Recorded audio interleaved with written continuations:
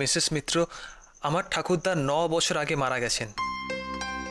13ই ফেব্রুয়ারি বাংলা মাস 28 মাঘ।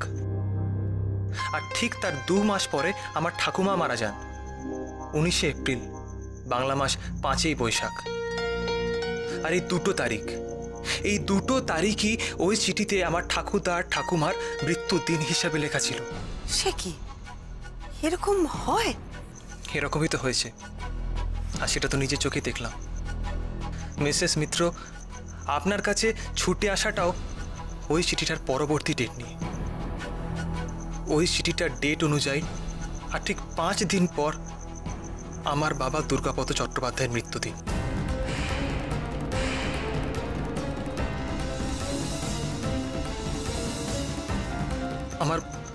আমার বাবাকে আপনি যে করে হোক বাঁচিয়ে দিন প্লিজ। এই যুগে বসে ওই চিঠিটার কথা বিশ্বাস করতে আমার সত্যি মন চায় না, বিশ্বাস করুন। কিন্তু ভয়টাও তো অমূলক নয়। মিসেস মিত্র, আপনি এমন কিছু করুন যাতে যাতে প্রমাণ হয়ে যায় যে চিঠিটার কথা সত্যি নয়।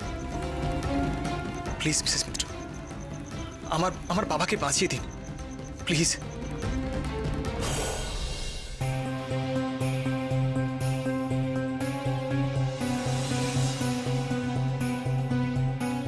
সরি, মানে আমি নিরুপায় হয়ে ওনার কাছে এসেছি।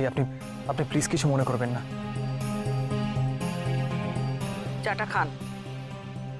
আমি আপনাদের কথা শুনেছি ওখানে দাঁড়িয়ে। মা, আমি কোনো কথা দিইনি ওনাকে, আমি কিচ্ছু বলিনি ওনাকে। কথা দাওনি? না। তাহলে এখন দাও। হ্যাঁ,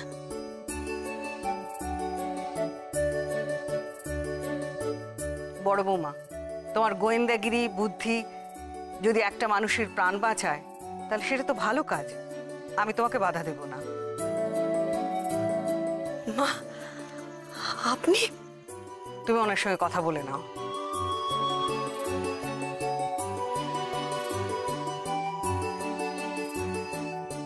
কি ভাবছেন ম্যাডাম? আশা করি আপনি আমাকে এটুকু হেল্প করবেন। দিবাকর বাবু, আপনার থেকে তো আমি 60টা শুনলাম, কিন্তু আপনার বাড়ির লোকেদের সাথে কথা বললে একটু ডিটেলে জানতে পারবো। সেটা কি আজকে সম্ভব? খুব সম্ভব। আমি আপনার কাছে গাড়ি পাঠিয়ে দেবো আপনার সময় মতো। আর আজকের লাঞ্চটা আপনি আমাদের বাড়িতে করবেন, তখন আমাদের বাড়ির সকলের সঙ্গে আপনার পরিচয় হয়ে যাবে। না না, ওসব লাঞ্চ টাঞ্চের দরকার নেই, আমি বাড়ি থেকেই খেয়ে বেরোবো। আসলে বাবা মাও তো এতদিন পরে ফিরেছেন, আর আমাকে গাড়িও পাঠাতে হবে না।